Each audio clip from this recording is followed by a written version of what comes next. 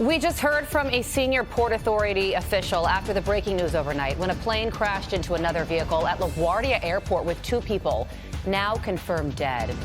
You are watching Fox and Friends First on this Monday morning. I'm Carly Shimkus. And I am Todd Pyro. Here is what we know just moments ago from that press conference. 41 people on that plane were transported to the hospital. 32 were released, but it does appear there are 9 individuals with serious injuries at this time still in the hospital.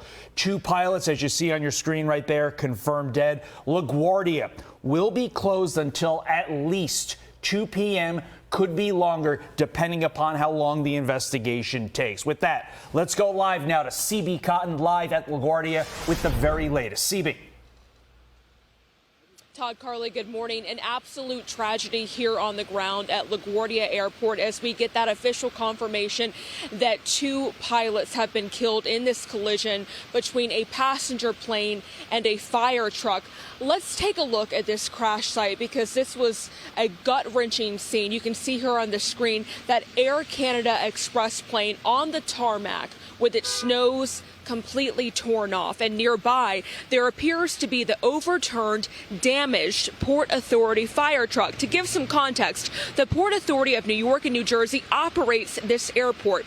It just held a news conference and said the Air Canada flight was landing at around 11:40 p.m. Eastern last night, coming in from Montreal when it collided with a Port Authority fire truck that was responding to a United aircraft that had previously reported an issue with an odor. The Port Authority released an earlier statement saying, quote, at approximately 11:40 p.m. on Sunday, a Jazz Aviation flight operating on behalf of Air Canada was involved in an accident on runway 4 at LaGuardia Airport in which the aircraft struck a Port Authority aircraft rescue and firefighting vehicle that was responding to a separate incident. And again, moments ago, we got more details about how this unfolded.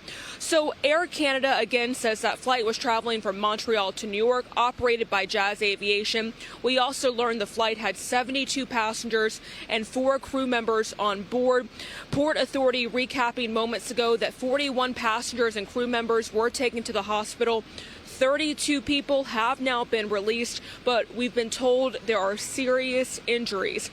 There was light rain, fog, and mist when the collision occurred, but it's too soon to say how and if the weather played a role. Here's one injured passenger recounting the harrowing moments. We were coming in pretty fast.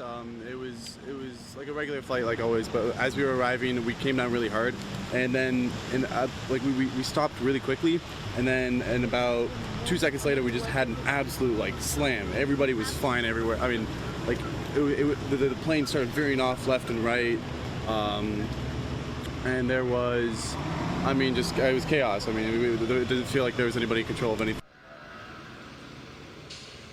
And our thoughts and prayers are with everyone who was involved in this collision this morning. Todd, as you mentioned, there will be no flights into or out of LaGuardia Airport until at least 2 p.m. local time. The NTSB will now lead the investigation. Back to you in the studio. Remarkable to hear that first-hand account from that passenger, CB. CB Cotton live for us at LaGuardia Airport. CB, we thank you so much. Let's bring in former NTSB investigator Charlie Pereira. Charlie, we do know that the NTSB is launching a GO team to investigate this collision. So what are your thoughts on what led to this crash and what we know so far?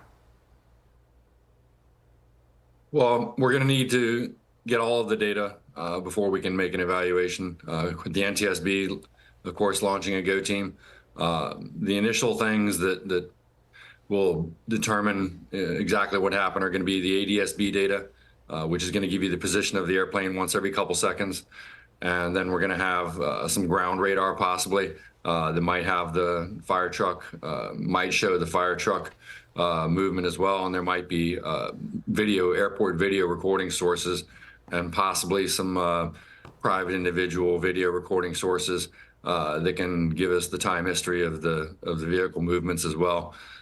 So once the NTSB is able to collect and analyze those along with the air traffic control audio transcripts, then they'll be able to piece together what happened and why it happened and how to prevent it from happening again. Charlie, there was a guest on with Ashley Strohmeyer during our breaking news overnight coverage who said the plane was possibly going at this point in the landing process between 20 and 30 miles an hour. But when you look at this footage, this does not look like an interaction between two vehicles going 20 to 30 miles an hour. We've all seen accidents on the side of a road where a car's gone 30 miles an hour. It doesn't look like this. How fast do you think these two vehicles, the plane and the fire vehicle from Port Authority, were possibly going at this point? Well, I'm assuming that they've taken a look at preliminary ADS-B data to determine the aircraft speed. But keep in mind, the aircraft is mostly an aluminum fuselage, and that fire truck is more than likely mostly a steel structure. And their combined velocities together are going to result in significant damage to that aluminum airplane. I liken them to flying beer cans, basically, compared to the structural integrity of a fire truck. So if they used initial preliminary ADS-B data to come up with that number, that might be true. And especially if they were coming at each other, if their velocity vectors were pointing at each other, then the combined velocity could have been significantly higher. So if the truck was going 50 miles an hour and the airplane was going 30 miles an hour, if they were going right at each other, that would be a combined impact of 80. So, we're just going to have to take a look at what the data show. But when I first saw the pictures last night, when you guys called me at 1 a.m. or 2 a.m., whatever it was, to discuss my coming on the show, the only thing it showed was the initial pictures. And my first thoughts were, wow, the pilot compartment on that airplane, I'd be really surprised if the pilots didn't suffer at least significant injuries. And it sounds now like the pilots were killed. So that's a terrible thing to have happen. The cockpit voice recorder audio on this one is going to be important. That'll give us a lot of the audio leading, or all of the audio leading up to the crash. And it'll certainly help establish the timeline, but it'll be a tragic cockpit voice recorder recording. And Charlie, speaking of audio, there are reports on the air traffic control recordings already, and they say that the vehicle had requested permission and had been cleared by the air traffic controllers to cross the runway 4. And then shortly after being cleared, the air traffic controller tells the vehicle to stop several times right before that collision. When you hear something like that, what do you think? Well, we're going to basically, an animation will show everybody exactly what happened in real time and allow us to visualize and hear exactly what's going on in this tragedy. And it sounds to me, from what you're saying, like there may be some hearing issues on the part of the fire truck that will be examined later. It's required that the fire truck be authorized in its path along the airport surfaces there. So it sounds like the air traffic controller, or possibly the ground controller, I'm not sure which one was speaking to him, whether it was tower or ground control, that told him to stop. But they obviously realized that they had a conflict going on. And sounds from what you're saying that the driver of the fire truck was not able to hear that and take action in a timely basis to comply with the air traffic control or ground controller instructions. To follow up on Carly's question, if in fact the initial command was given to the fire truck to proceed down the runway, and I completely understand, Charlie, you work for the NTSB, everything is a process, and you go through a very dutiful and detailed process to get the answers. But your initial gut instinct when you hear, if the fire truck is saying what it's saying, and it did receive clearance, does this appear to you like an air traffic control error at this point?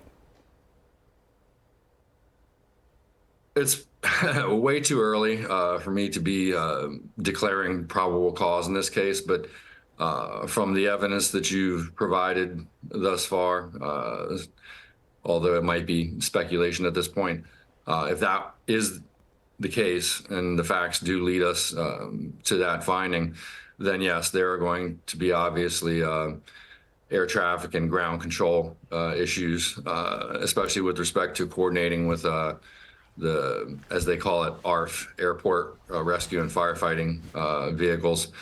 And it's not surprising. We've had accidents in the past where there have been, as we call them, ARF findings and issues and recommendations.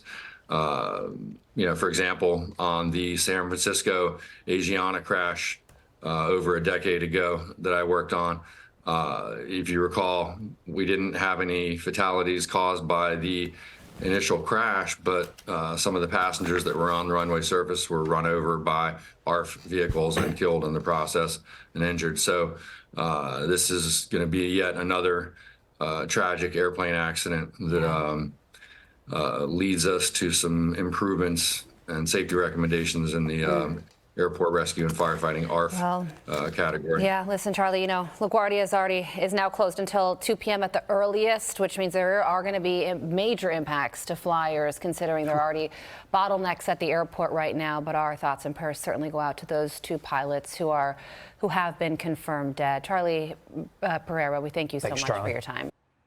Be sure to like and subscribe for all the Fox News latest on YouTube and catch full shows streaming now on Fox One.